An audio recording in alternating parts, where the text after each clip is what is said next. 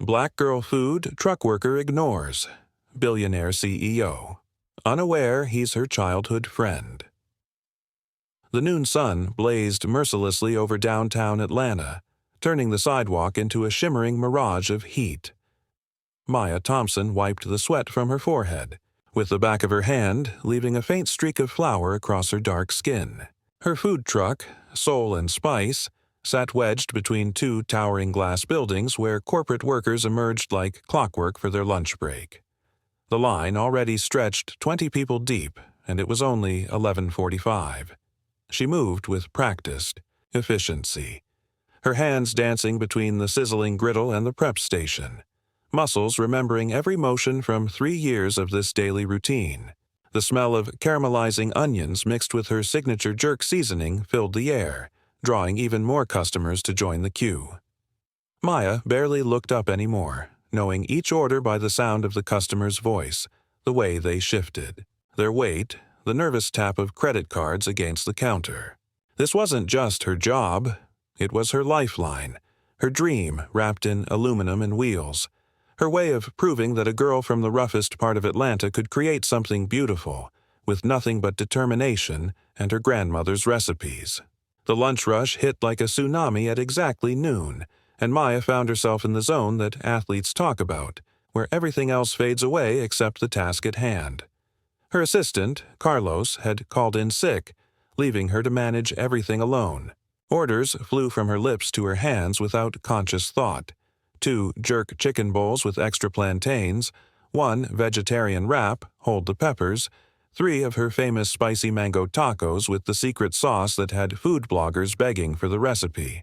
Her burgundy braids were tied back in a tight bun, her favorite gold hoop earrings catching the light as she spun between stations.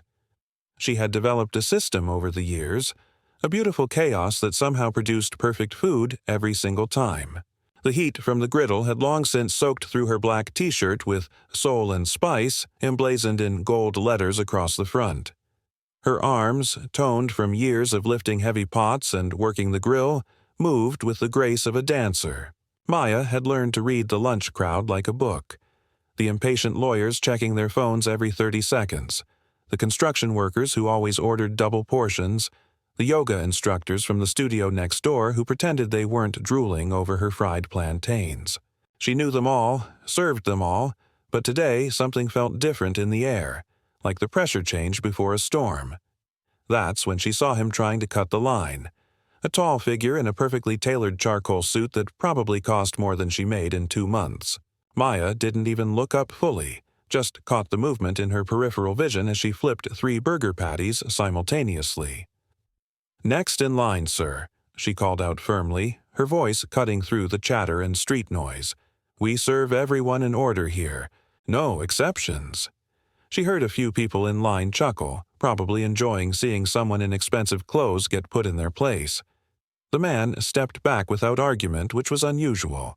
Most suits tried to throw around their importance, drop names of companies or meetings they were late for.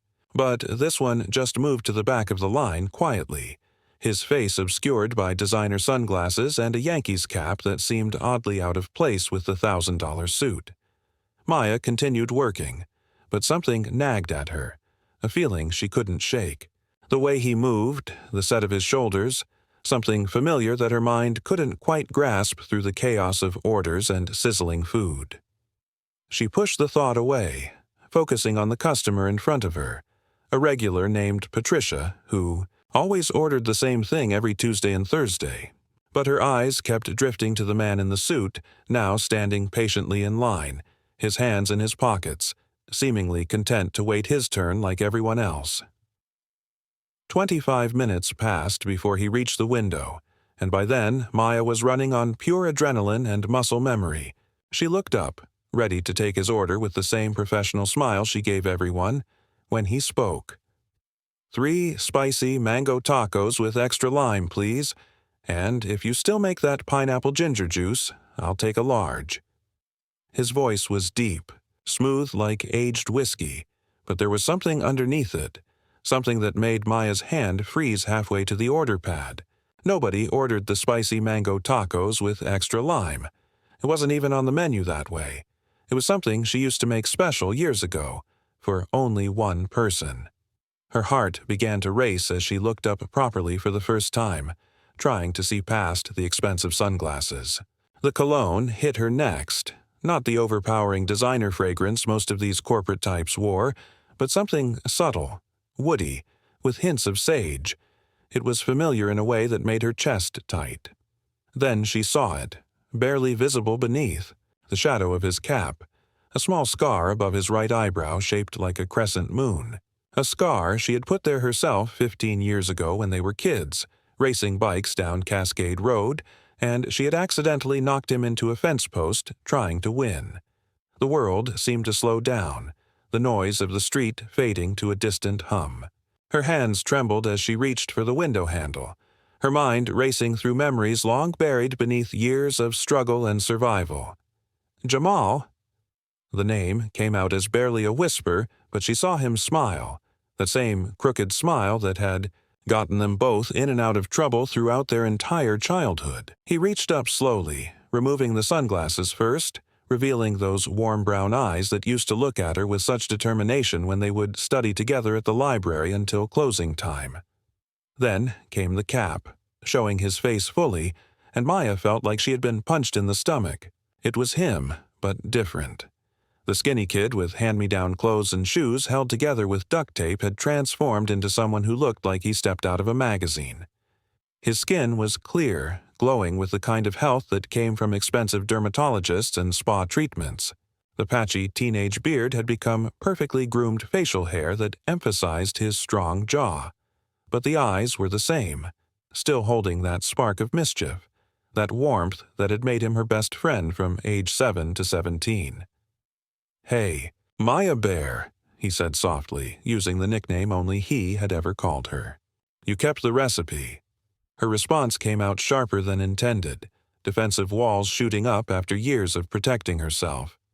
"You kept the promise," she shot back, but her voice cracked on the last word. They had promised each other, the night before his family moved to California for his mom's new job, that they would both make it out, both become successful, both prove that where they came from didn't define where they were going. And here he was, clearly having kept that promise while she stood in a food truck, successful in her own way but worlds apart from whatever life he was living now. Jamal laughed, but it wasn't mocking. It was the same laugh from when they were kids, full of genuine joy and something else, something that sounded like relief. "I've been following your journey," he said, pulling out his phone and showing her an Instagram account she recognized as one of her most consistent followers, someone who liked every post within minutes, who had been watching her grow her business from a single cart to this custom truck. Urban Dreamer, 1990. "That's you?" Maya asked, incredulous. The account had been supporting her for 2 years, sharing her posts, always commenting with encouragement on the hard days when she posted about equipment breaking or permits being denied. Jamal nodded, his expression growing serious. "I wanted to reach out so many times, but I didn't know how. Hi, remember me? Your childhood best friend who disappeared and became a tech CEO? It sounded insane even in my head. But when I saw you, we're setting up shop in this district, right next to my office building, I knew it was a sign." He gestured to the gleaming tower behind him, the one with the Next Gen Technologies logo that everyone in Atlanta knew. Maya's mind reeled. Next Gen was one of the biggest success stories in tech, a company that had revolutionized communication software and was worth billions. And Jamal, her Jamal, who used to share his last pack of ramen with her when both their families were struggling, was the CEO. The line behind him was growing restless, and Maya could feel their impatience like a physical weight, but she couldn't move, couldn't process what was happening. "I need to serve these people," she said, falling back on the familiar routine to steady herself. "Then we talk." Jamal nodded, stepping aside but not leaving, leaning against the building to wait. Maya went back to work, but her hands shook as she prepared orders. Her mind kept drifting to memories. Jamal teaching her to ride a bike in the parking lot of their apartment complex, both of them doing homework by streetlight when the power got cut off, sharing dreams of the future while sitting on the roof of the abandoned building near their block. They had been inseparable, two kids who found strength in each other when the world seemed determined to break them down. When his family got the opportunity to leave for California, it had felt like losing a part of herself. She had been happy for him, but devastated for herself, left behind in the neighborhood that seemed to swallow dreams whole. The last time she saw him, they were both crying at the Greyhound station, making promises to stay in touch, to find each other again when they had both made it. But life had gotten in the way. Phone numbers changed, social media wasn't what it is now, and slowly, painfully, they had lost contact. Maya had thought about him often over the years, wondered if he remembered her, if he had made it to college like they planned, if he had become the engineer he always dreamed of being. 2 hours later, the lunch rush finally died down, and Maya found herself face to face with her past. She closed the serving window and stepped out of the truck, her legs unsteady. Jamal was still there, having waited the entire time, occasionally helping customers who struggled with the online menu QR code, even helping an elderly woman carry her order to a nearby bench. It was such a Jamal thing to do that Maya felt tears prick her eyes. "You disappeared," she said, not trusting herself to say more. "I tried to find you. Facebook, Instagram, everything. It was like you vanished." Jamal's face fell. "My mom, she got sick not long after we moved. Cancer. I dropped out of college to take care of her, worked 3 jobs to pay for treatment. By the time she recovered, I was so far from who I used to be, I didn't know how to reach out. I felt like a failure. You were supposed to see me succeed, not struggle." Maya wanted to be angry, wanted to hold on to the hurt of being abandoned, but looking at the pain in his eyes, she couldn't. "But you did succeed," she said, gesturing to his obvious wealth. Jamal shrugged. "Eventually. Started coding during those long nights in the hospital. Built an app to help patients communicate with doctors. One thing led to another, and suddenly I had investors throwing money at me. But success felt hollow without—" He paused, looking at her intently. "Without the people who knew me before all of this." The afternoon sun had shifted, casting long shadows across the street. Maya noticed the lunch crowd had completely dispersed, leaving them standing alone beside her truck. "Why now?" she asked. "Why come back now?" Jamal reached into his jacket and pulled out a folder. "Because I have a proposition. Not charity, not pity, but a real business opportunity. I've been watching your growth, Maya. You've built something incredible here. The food, the brand, the customer loyalty. You've done what most restaurants can't do in years, and you did it from a truck. I want to help you franchise. Not just 1 or 2 locations, but nationwide. And more than that, I want to fund a culinary program. Scholarships for kids from our old neighborhood with your name on it. The Maya Thompson Culinary Institute." Maya stared at him, then at the folder, then back at him. "You've lost your mind," she said flatly. "One food truck doesn't make me franchise material. And I don't need your charity, Jamal. I've been doing fine on my own." The words came out harsher than intended, but years of having to prove herself, having to fight for every small victory, had built walls around her heart that even childhood friendship couldn't immediately breach. "It's not charity," Jamal said firmly. "It's an investment. Do you know how many food trucks I've eaten at in the past 3 years? Hundreds. I was looking for something, a spark, that special something that makes a brand. You have it, Maya. The food is incredible, but it's more than that. It's the way you remember every regular's order, the way you mentor the kids who hang around asking about cooking, the way you've turned this truck into a community hub. That's not teachable. That's magic." He opened the folder, showing her detailed business plans, market analysis, architectural renders of potential restaurant locations. "I've had my team working on this for 6 months. I was just waiting for the right time to approach you." Maya's hands shook as she looked through the papers. It was thorough, professional, and clearly represented hundreds of hours of work. "You did all this without even knowing if I'd say yes?" Jamal smiled, that same confident grin from when he would convince her to sneak into the community pool after hours. "I know you, Maya Bear. You're scared of failing, not of succeeding. And this isn't about me saving you.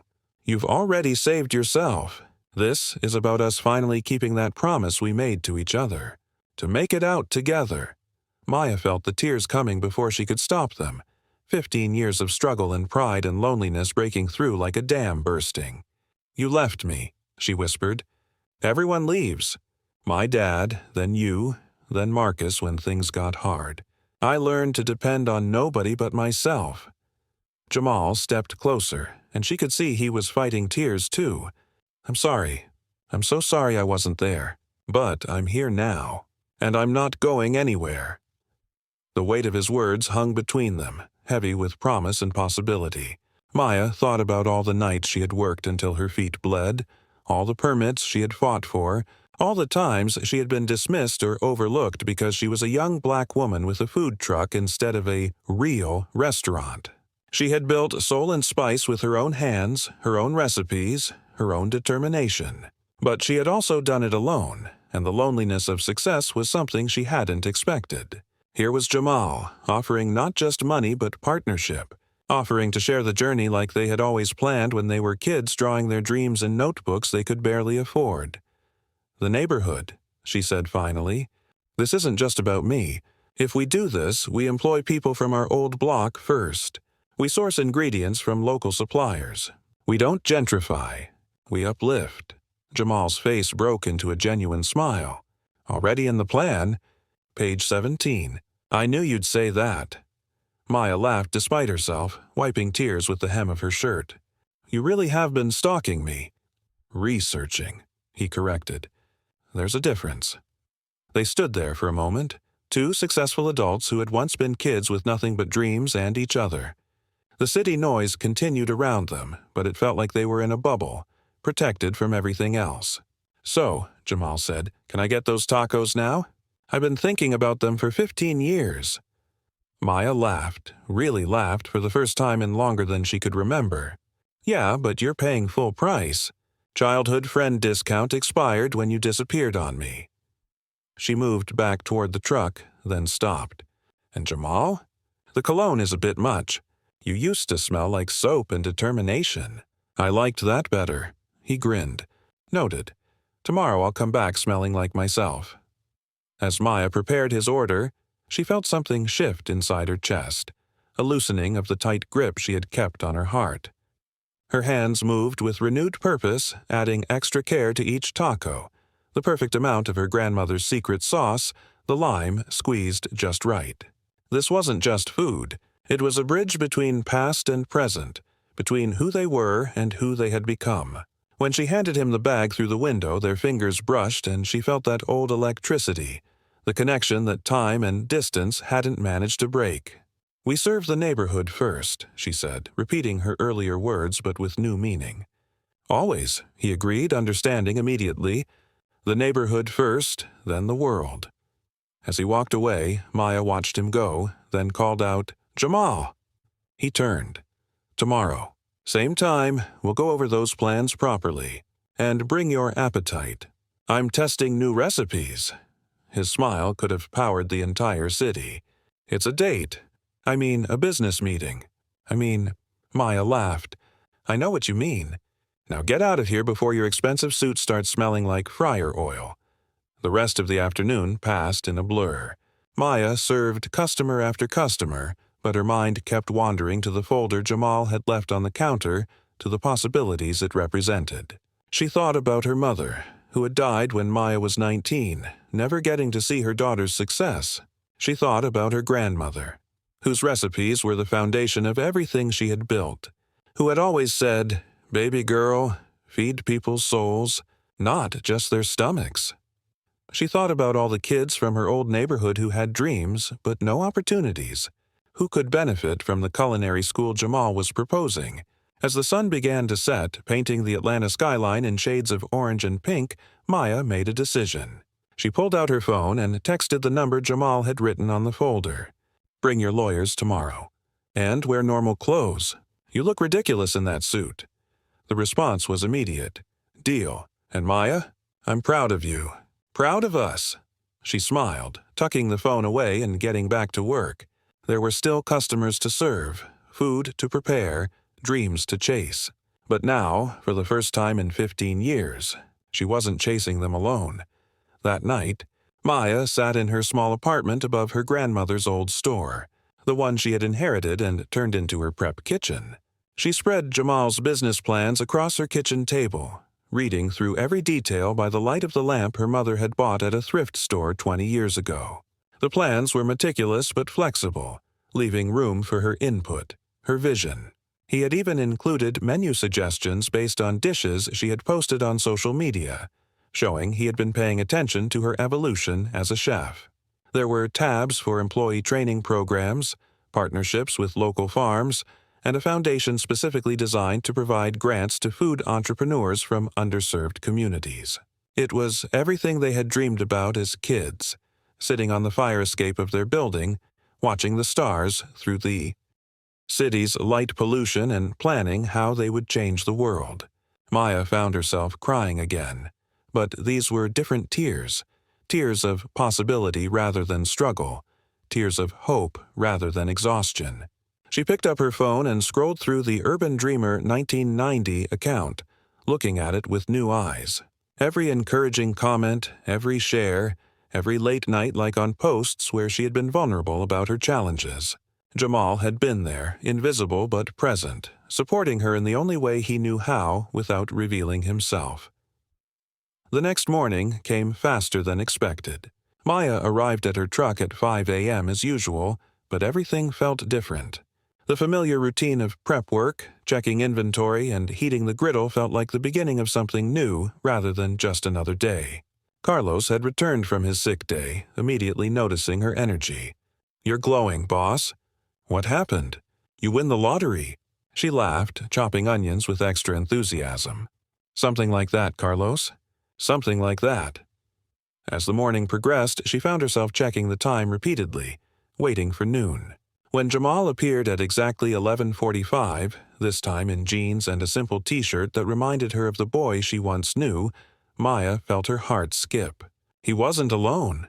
With him were two lawyers, a woman who introduced herself as a franchise consultant, and surprisingly, an elderly woman Maya recognized immediately. "Mrs. Washington?"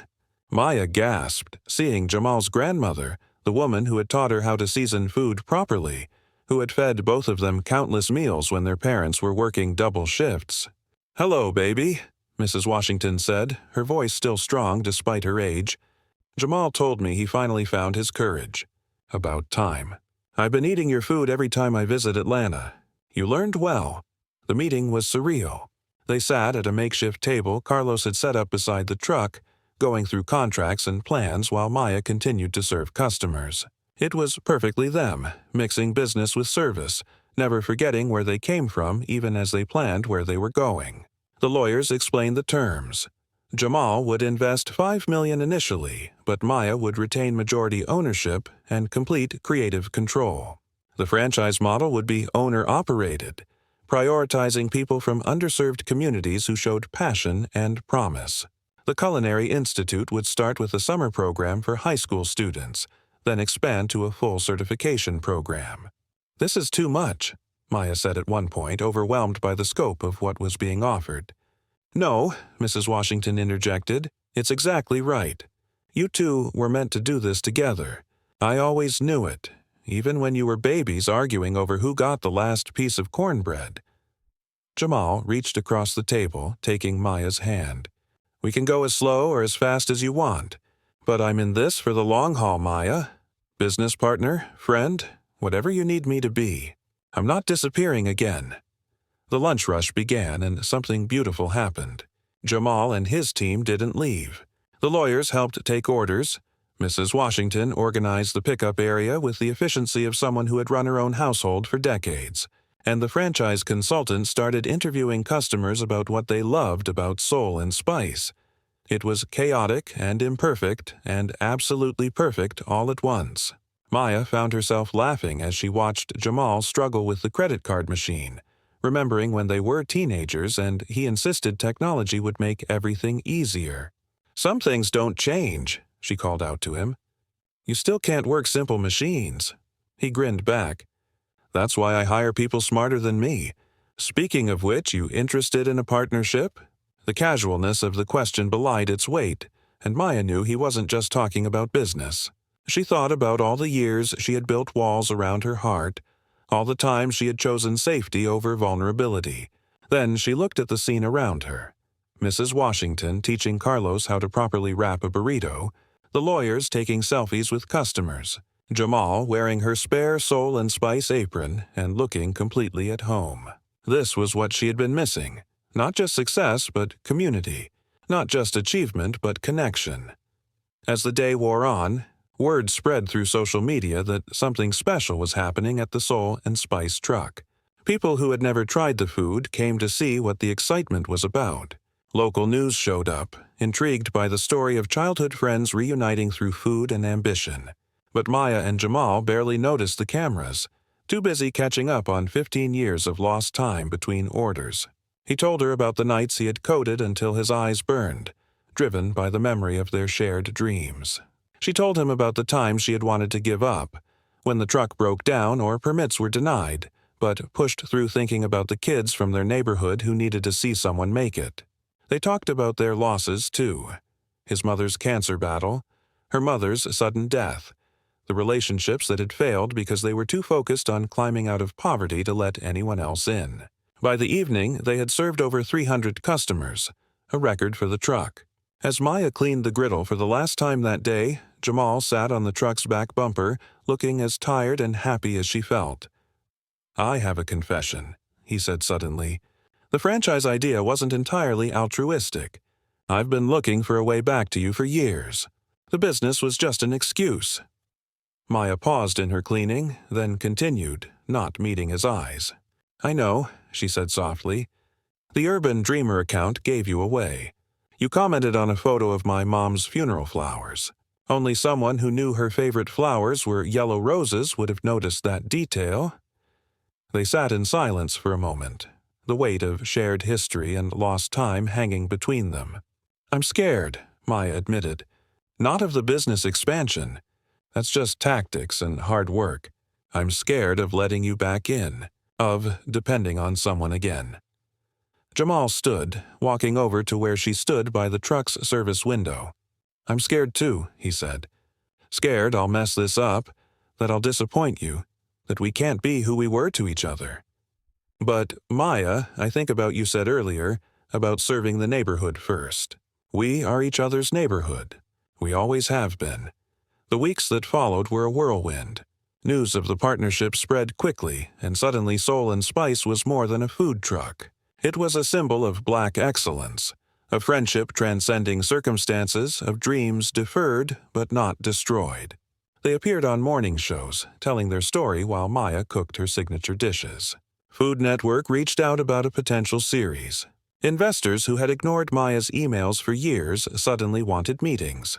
But through it all, Maya and Jamal stayed grounded, literally meeting at the truck every morning before the lunch rush to plan and cook and remember who they were beneath the sudden attention.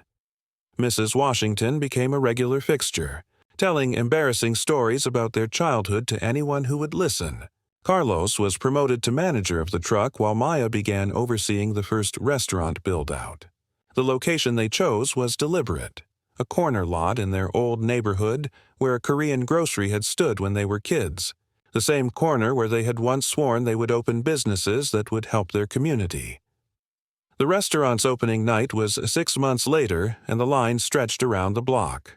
But Maya made sure the first customers served were from the neighborhood. The elderly couple who had let them use their phone when they needed to call home, the teacher who had stayed after school to tutor them for free, the shop owner who had given them credit when their families couldn't afford groceries. Jamal stood beside her as she cut the ribbon, both of them wearing chef's coats with Soul and Spice embroidered in gold. "We did it," he whispered, his voice thick with emotion. "We actually did it." Maya looked at the crowd, at the young faces pressed against the window, seeing themselves in those kids' eyes. "No," she corrected. "We're just getting started." As they served the first official order together, Maya at the stove and Jamal at the register, she realized that some promises take longer to keep than others. But the best ones, the ones made between children who refuse to let the world break them, those promises find a way. They had both made it out, just like they promised. But more importantly, they had found their way back to each other, and in doing so, had created something that would lift others up behind them. The first year of the restaurant was a testament to their vision. They hired exclusively from the neighborhood at first, training people who had been told they weren't qualified for anything beyond minimum wage. Maya instituted a policy where every employee got culinary training if they wanted it, and Jamal ensured they had health insurance and retirement plans that rivaled tech companies. The original food truck still operated, now run by Maria, a single mother who had been Maya's first hire. The truck had become a training ground for new chefs, a place where teenagers could learn the business from the ground up. The Culinary Institute opened its doors with 20 students, all on full scholarships. Maya taught the morning classes herself, arriving at 5 a.m. to prepare lessons before heading to the restaurant. Jamal handled the business courses. In the evening, teaching the same kids who might have been coding in his company how to run their own food businesses. They were building more than restaurants. They were building futures, creating a pipeline of opportunity that flowed directly back to the community that had shaped them. But success didn't mean the absence of challenges. There were days when Maya and Jamal clashed over decisions, their strong wills and different approaches causing friction. He wanted to expand faster. She wanted to ensure quality never suffered. He saw opportunities in corporate partnerships. She feared losing their authenticity. These disagreements often played out in the kitchen after hours, their voices raised over simmering pots as they hashed out their vision. "You're thinking like a CEO," Maya would say in frustration. "And you're thinking too small," Jamal would counter. But they always found their way back to center, usually over a late-night meal of whatever Maya had been experimenting with, remembering that their strength came from their differences as much as their similarities. It was during one of these late-night sessions that Jamal finally said what had been unspoken between them for months. "I'm in love with you," he said simply, no preamble, no grand gesture. "I've been in love with you since we were 15, and I've spent the last 15 years comparing everyone to a memory of you. I'm tired of pretending this is just business or just friendship."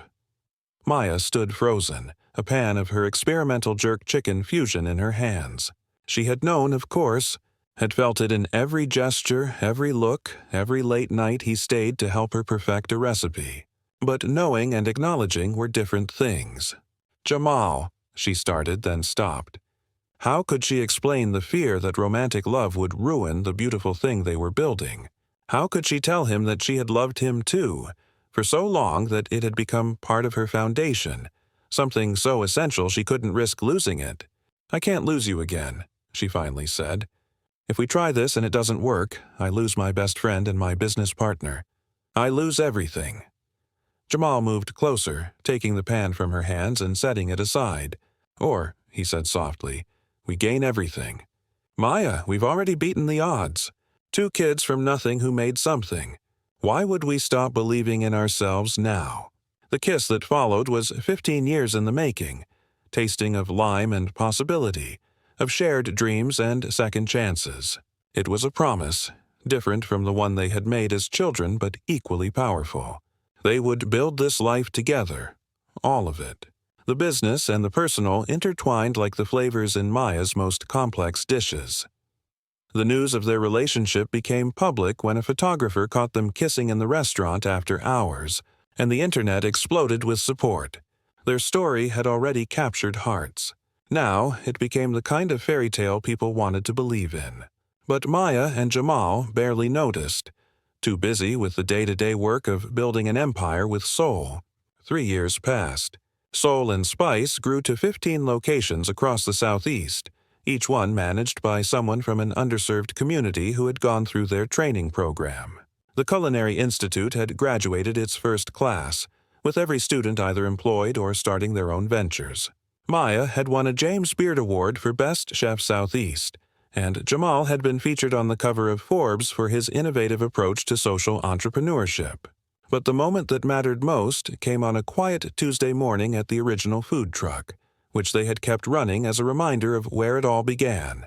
Maya was training a new batch of students when Jamal appeared. Not unusual, except for the way Carlos and the others suddenly became very busy with tasks that took them away from the truck. "What are you doing here?"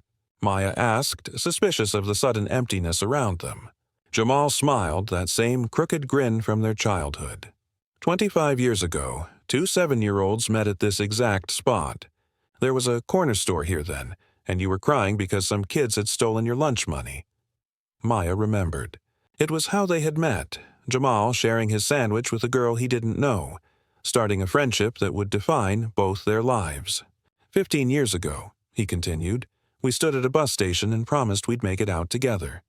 It took us longer than expected, and the path wasn't what we imagined, but we kept that promise. He dropped to one knee, pulling out a ring that Maya recognized immediately. It was his mother's, the one she had admired as a child, the one Mrs. Washington had saved for this moment. Maya Thompson, you've been my best friend, my business partner, my inspiration, and my love. Will you marry me? Will you keep making promises with me for the rest of our lives? Through tears, Maya said yes, pulling him up for a kiss that was interrupted by cheers from the crowd that had somehow materialized around them. The entire neighborhood had known, had been part of the plan. Mrs. Washington appeared with a cake she had baked. Carlos popped champagne he had hidden in the truck's freezer, and their students began serving the gathering crowd the special meal Jamal had secretly prepared with them. It was perfect in its imperfection, chaotic and loud and full of the community that had raised them both. The wedding happened 6 months later in the community center of their old neighborhood, transformed with lights and flowers but still recognizably the place where they had played basketball and attended after-school programs. Maya wore her mother's wedding dress, altered to fit, and Jamal wore a suit he had bought with his first paycheck from a real job, kept all these years for a moment that mattered. Their vows were simple, promising not wealth or ease but partnership, promising to serve their neighborhood first, always, and to never forget where they came from even as they reached for where they were going. The reception was held at the original Soul and Spice restaurant, now closed to the public but open to everyone from the neighborhood. The food was a mixture of everything Maya had learned to cook over the years, from her grandmother's traditional recipes to her innovative fusions. Jamal had programmed a playlist that told their story in songs, from the hip-hop they had memorized as kids to the jazz they had discovered in college to the Afrobeat that now played in all their restaurants. As they danced their first dance, Maya whispered, "We really did it, didn't we? Made it out?" Jamal spun her, then pulled her close. "No," he said, "we made it home. Out was never the point. The point was to become strong enough to come back and lift others." Looking around the room at the faces of people they employed, taught, and served, Maya understood. Success wasn't escape. It was return. It was taking what you learned in the wider world and bringing it back to fertilize the ground that grew you. 5 years later, Soul and Spice had become a nationally recognized brand with 50 locations, but more importantly, it had launched over 200 small business owners through its incubator program. The Culinary Institute had expanded to 3 campuses, and its graduates had a 95% employment rate. Maya had written a cookbook that became a bestseller, with all proceeds going back to the scholarship fund. Jamal had stepped back from his tech company to focus full-time on their social enterprises, using his connections to bring investment to other businesses from their community. They had 2 children by then, twins named after their mothers, who spent their days playing in the same restaurant where their parents had built an empire on dreams and determination. But every Tuesday, no matter what else was happening in their expanding empire, Maya returned to the original food truck. It had been renovated, but never replaced, still parked in the same spot where she had first told Jamal to get in line like everyone else. She would work the lunch rush personally, serving the construction workers and lawyers and yoga instructors who had become part of her story. The truck had become something of a legend in Atlanta, with people traveling across the city just to say they had eaten from the original Soul and Spice, served by Maya Thompson herself. On this particular Tuesday, 5 years after their wedding, the line was longer than usual. Word had spread that Maya would be announcing something important, and local news crews had gathered, their cameras trained on the modest truck that had launched an empire. Jamal stood beside her. Wearing the same Soul and Spice apron he had worn that day, he reappeared in her life. now softened by countless washes and splattered with the evidence of real work. Their twins, Denise and Patricia, now 3 years old, played in the small gated area Carlos had built beside the truck, their laughter mixing with the sizzle of the griddle. Mrs. Washington sat in her lawn chair under an umbrella, holding court with anyone who would listen to her stories about her babies, who had made good. The lunch crowd was a mixture of old and new faces, regulars who had been coming since the beginning, and tourists who had heard about the famous food truck that had started a revolution. Maya looked at them all, feeling the weight of what she was about to announce, the next evolution of their dream. As noon approached, she stepped out of the truck, Jamal's hand finding hers automatically, a gesture so familiar now it felt like breathing. 5 years ago, Maya began, her voice carrying across the crowd. A man in an expensive suit tried to cut this line, and I told him to wait like everyone else. That man turned out to be my childhood best friend, my future husband, and the partner who would help me turn this one truck into something none of us could have imagined. The crowd laughed, many of them having heard the story before but loving it each time. Today, we want to announce something new, something that brings us full circle. The Maya Thompson Culinary Institute will be opening a new campus, but not in another city. We're building it right here, in this neighborhood, on the block where Jamal and I grew up. But more than that, we're creating a whole ecosystem. The bottom floors will be affordable housing for our students. The middle floors will be the teaching kitchens and classrooms. And the top floors will be a food hall where our graduates can open their first businesses with no rent for the first year, just a percentage of sales that goes back into the scholarship fund. The crowd erupted in cheers, but Maya wasn't done.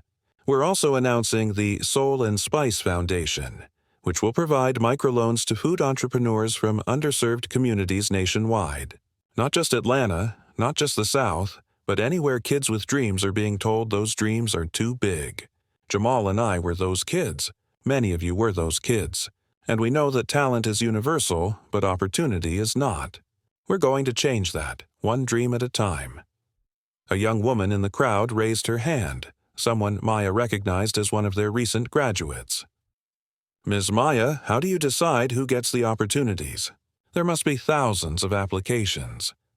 Maya smiled, remembering when she had been the one asking questions, desperate for someone to give her a chance. We look for the same thing I look for in a good dish, she said. Heart.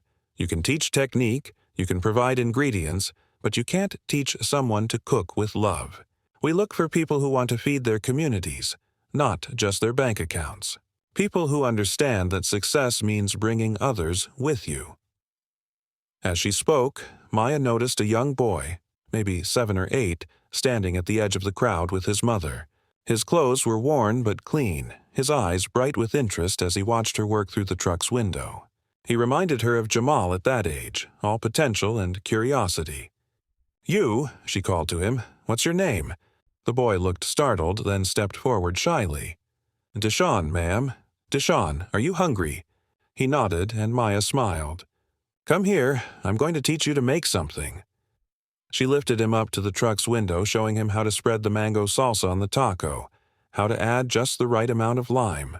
The cameras captured the moment, but Maya wasn't thinking about publicity. She was thinking about cycles, about how one moment of kindness could change a trajectory, about how Jamal sharing his sandwich 25 years ago had led to all of this. After Deshaun had successfully made his first taco, earning applause from the crowd, his mother approached Maya with tears in her eyes. Thank you, she whispered. He's been talking about becoming a chef since he saw you on TV. His father says it's not a real career. But seeing you, seeing this, maybe now he'll understand. Maya hugged her, remembering her own mother's fears about her culinary dreams, the nights of arguments about getting a real job instead of playing with food. You bring him to our Saturday youth classes, Maya said. Free of charge. We'll teach him everything he needs to know. And when he's ready, there'll be a scholarship with his name on it. This was the real work, she thought, not the franchises or the awards or the magazine covers. It was these moments, these individual lives touched and changed. These cycles of poverty broken one dream at a time. The afternoon wore on, and the crowd gradually dispersed, but the energy remained electric. Jamal worked beside her, their movements synchronized after years of practice. They didn't need to speak to communicate anymore, could anticipate each other's needs with a glance. When they ran low on cilantro, he was already heading to the prep station.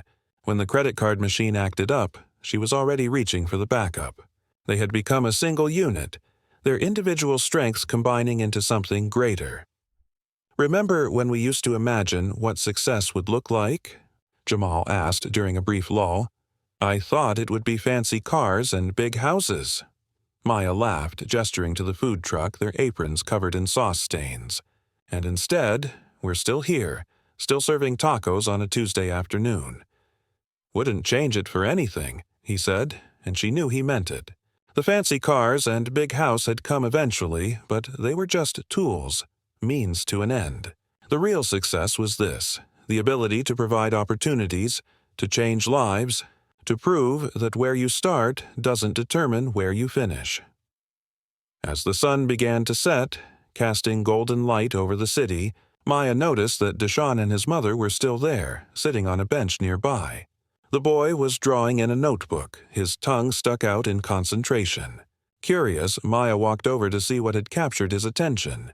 The drawing was of the food truck, but transformed into something magical, with wings and flames and shooting stars coming from the service window. "That's beautiful," she told him. "What's it doing?" Deshaun looked up at her with those bright eyes. "It's flying to all the neighborhoods that need it," he explained. "Bringing food and dreams to kids like me." Maya felt Jamal's hand on her shoulder, knew he had heard too. This was why they did it, why they worked 18-hour days, why they turned down buyout offers from corporations that would have made them wealthy beyond imagination. It was for Deshaun and the thousands like him, kids who needed to see that dreams could have wings, that food trucks could fly, that two kids from nothing could build something that mattered. That night, after the truck was cleaned and locked, after the twins were asleep in their car seats, Maya and Jamal stood in the spot where they had first met. The corner store was long gone, their restaurant in its place, but the memories remained. "Do you ever think about what would have happened if you hadn't come back?" Maya asked. "If you had just stayed in California, built your empire there, forgotten about the girl from the old neighborhood?" Jamal pulled her close, his voice soft in the darkness. "I tried to forget," he admitted. "For years, I tried to convince myself that the past was the past, that success meant leaving everything behind. But every time I closed a deal or hit a milestone, all I could think about was whether you would be proud. You were my compass, Maya. You still are.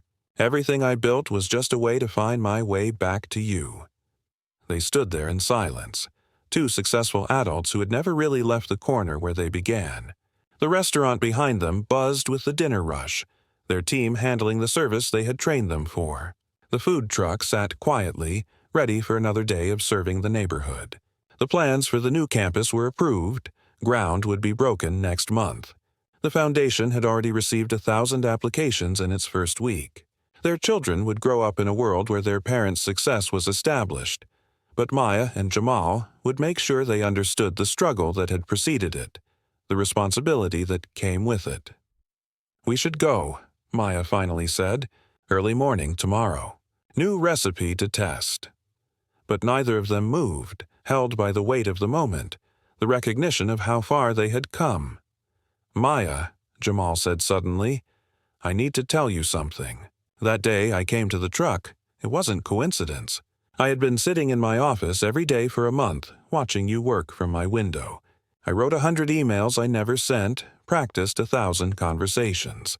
I was terrified you would reject me, that you had moved on, that the connection we had was just childhood nostalgia. But then I saw you handle that rude customer with such grace, saw you give free food to that homeless veteran, saw you teaching that teenager how to prep vegetables, and I knew you were still the same Maya who shared her last pencil with me in 2nd grade, who convinced me I was smart when everyone else said I wasn't, who believed in my dreams when they were just scribbles in a notebook." Maya felt tears sliding down her cheeks but didn't wipe them away. "And you were still the same Jamal who gave me his jacket when mine got stolen. who taught me algebra in exchange for cooking lessons, who told me I was going to change the world with my food when all I could make was scrambled eggs. They kissed there on the corner where it all began, a kiss that was a promise and a thank you and a commitment all at once. A car drove by, honking in appreciation, and they laughed, breaking apart. "We should really go," Maya said again. "The kids need to get to bed." This time they moved, walking toward their car, but slowly, savoring the moment. "Hey, Maya," Jamal said as they reached the vehicle. "When we're old, when the kids have taken over the business, when we're sitting on a porch somewhere watching the sunset, what do you think we'll remember most about all of this?" Maya thought for a moment, looking back at the truck, the restaurant, the neighborhood that had shaped them. "I think we'll remember Tuesday afternoons," she said finally. "The smell of the griddle, the sound of the lunch crowd, the moment you walked back into my life and ordered those mango tacos with extra lime. But mostly, I think we'll remember that we kept our promise, not just to make it, but to make it matter." As they drove home, the twins sleeping peacefully in the back, Maya's hand found Jamal's over the gear shift. The city lights blurred past the windows, each one representing a life, a story, a dream. Some would make it, some wouldn't, but Maya and Jamal had built something that would increase the odds for kids who looked like them, who came from where they came from. The radio played softly, an old song from their teenage years, and Maya found herself thinking about time, how it could separate people for 15 years, then bring them back together in a single moment. She thought about her mother, who had died never seeing her success, and Jamal's mother, who had lived to see her son's dreams manifest in ways she never imagined. She thought about Mrs. Washington, still sharp at 85, still telling anyone who would listen about her brilliant grandchildren who had made the whole neighborhood proud. "Jamal," she said suddenly, "I want to do something for Mrs. Washington, something special." He glanced at her, smiling. "Already ahead of you. I'm having the deed to her house transferred to her name, free and clear, next week. And we're renovating it, making it exactly how she always dreamed." Maya shouldn't have been surprised. This was who they were together, always thinking about how to lift others, how to show gratitude for the village that had raised them. "She's going to cry," Maya said. "We're all going to cry," Jamal corrected. "And then she's going to cook for us and tell us we're still too skinny and remind us of every embarrassing thing we did as kids." They both laughed, the sound filling the car with warmth. This was their life now, a balance of boardrooms and food trucks, of million-dollar deals and free meals for those who couldn't afford them, of building an empire while never forgetting the empire was only as strong as its foundation. When they finally arrived home, a modest but beautiful house in a neighborhood that bridged their past and present, Maya sat in the car for an extra moment after Jamal had taken the twins inside. She looked at her hands, scarred from years of cooking, strong from years of fighting, gentle from years of serving. These hands had built something from nothing, had fed thousands, had signed deals that would change lives for generations. But they were still the same hands that had learned to cook in her grandmother's kitchen, that had held Jamal's hand as children when they were both scared of the dark. Success hadn't changed who she was. It had revealed it, refined it, given it a platform to shine. She thought about the young Maya, crying over stolen lunch money, never imagining that one day she would own restaurants, that she would marry her best friend, that she would become a symbol of what was possible when talent met opportunity, met determination. Inside, she found Jamal had already put the twins to bed and was standing in their kitchen, the one they had designed together with a commercial-grade stove and windows that looked out over the city. He had poured 2 glasses of wine and was looking at his phone with a strange expression. "What is it?" Maya asked, concerned. He showed her the screen.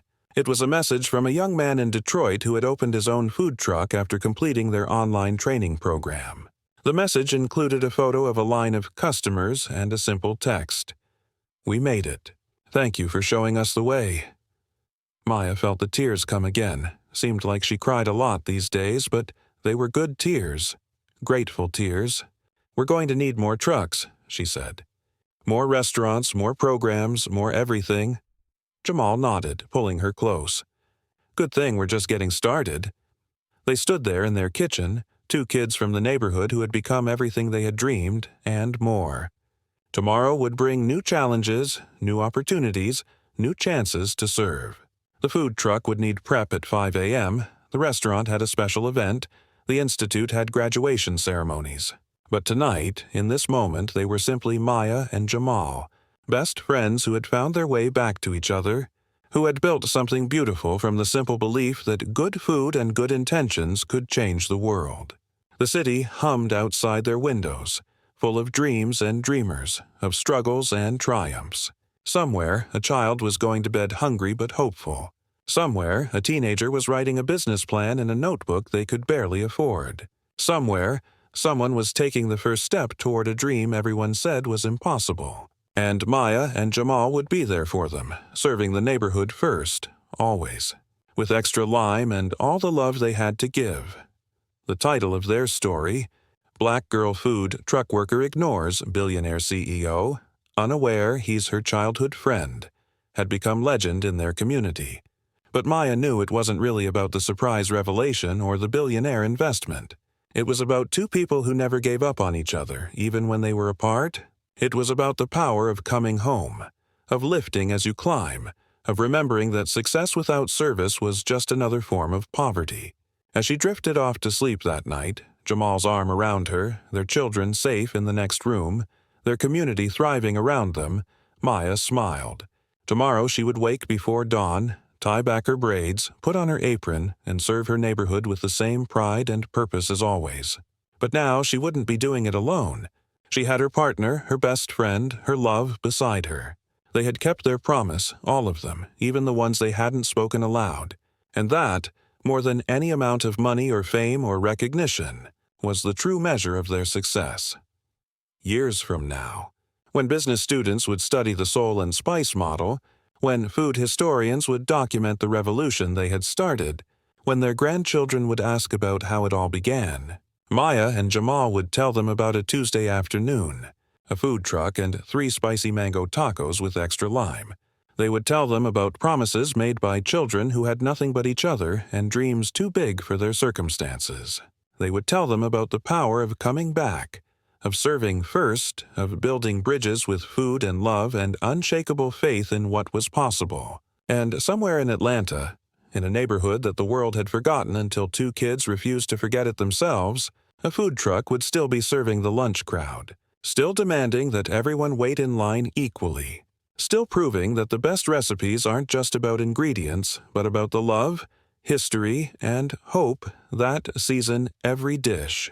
The story that had begun with Black Girl Food Truck Worker Ignores Billionaire CEO, Unaware He's Her Childhood Friend, had become so much more.